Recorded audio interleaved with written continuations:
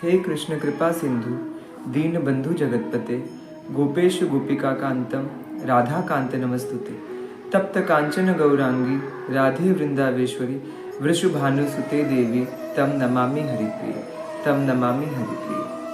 हे राधा बरसाने वाली कृपा सिंधु रस खान, हे राधा बरसाने वाली कृपा सिंधु रस खान। मैं काम क्रोध मोह का मारा, मुझे चरणों में दो राधा रानी स्थान, मुझे चरणों में दो राधा रानी स्थान। आप सभी को ओम नमो नारायण और भक्ति कृपा सिंधु के इस यूट्यूब चैनल पर आपका हार्दिक स्वागत है। और आज हम सुख किसमें है इस विषय पर कुछ चर्चा करने जा रहे हैं। तो हमने देखा है कि हम अपनी पूरी ज़िंदगी सुख की तलाश में हम भटक जाते हैं। हम पूरी ज़िंदगी सुख के लिए हम दर दर भटकते हैं कि हमें संसार के किसी वस्तु में सुख मिल जाए, संसार की कोई चीज़ कोई वस्तु हमें सुख प्रदान कर दे। पर हमें सुख मिलता भी है तो क्षणिक सुख, और उस क्षणिक सुख के साथ हमें फिर बाद में जो दुख मिलते हैं उसका वर्णन तो कर हम नहीं सकते, वो तो जग जाया है। तो एक क्षणिक सुख की तलाश के लिए हमने पूरा अपने जीवन के बाल अवस्था से और वृद्धावस्था तक इस पूरी ज़िंदगी में सिर्फ सुख की तलाश में, सिर्फ सुख के भ्रमण में हमने अपनी पूरी ज़िंदगी को बर्बाद कर दिया। तो मुझे एक प्रसंग याद आ रहा है इससे बहुत अच्छा, कि एक सेठ जी थे जो बहुत अमीर थे। एक दिन वो अपने मुनीम जी के साथ बैठते हैं और मुनीम जी से कहते हैं कि मुनीम जी जरा हमारी संपत्ति का हिसाब तो लगाना जरा, कि हमारे पास कितनी संपत्ति है।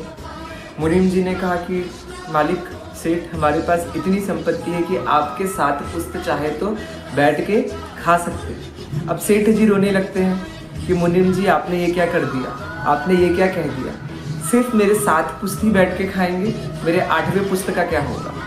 अब मुनीम जी सोचने लगे कि सेठ इतना धनी होकर भी दुखी।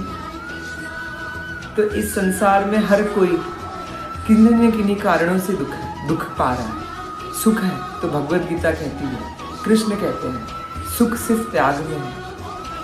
भगवत गीता में भगवान श्री कृष्ण अध्याय 12 श्लोक 12 में कहते हैं, ध्यानात् कर्म फल त्यागम ध्यानात् क्षतिर अंतरम, कि ध्यान सबसे श्रेष्ठ है, ध्यान सबसे श्रेष्ठ है। और ध्यान से भी अगर कोई श्रेष्ठ है तो अपने कर्म फल का त्याग करना, अर्थात ध्यान से भी श्रेष्ठ अगर कोई है तो अपने कर्म फल का त्याग करना। और ये अपने कर्म फल का त्याग ये ध्यान से भी श्रेष्ठ है। तो श्री कृष्ण ने गीता में हमें यहाँ पर त्याग की उपदेश दिया है। ध्यानात् कर्म फल त्यागस्य त्यागस् शांतिर अंतर, अध्याय 12 श्लोक 12 में कृष्ण कहते हैं कि अगर किन्हीं चीज़ों में सुख है तो वो त्याग में सुख है। जब हम अपने जीवन में त्याग की आदत डाल देंगे, जब हमारा अटैचमेंट कम हो जाएगा तो जाके हमें कहीं सुख की प्राप्ति हो सकती है। इस विषय में राजा परीक्षित से हमें सीखना चाहिए। राजा परीक्षित बहुत बड़े राजा, द्वापर युग के अंत में जब कलयुग की शुरुआत होने आ रही है तो भागवतम में एक प्रसंग आता है राजा परीक्षित का।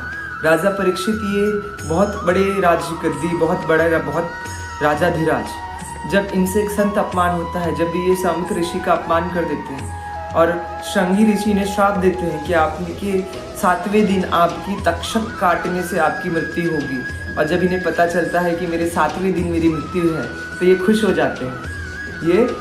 जाते हैं कि कम से कम मेरे पास 7 दिन तो है।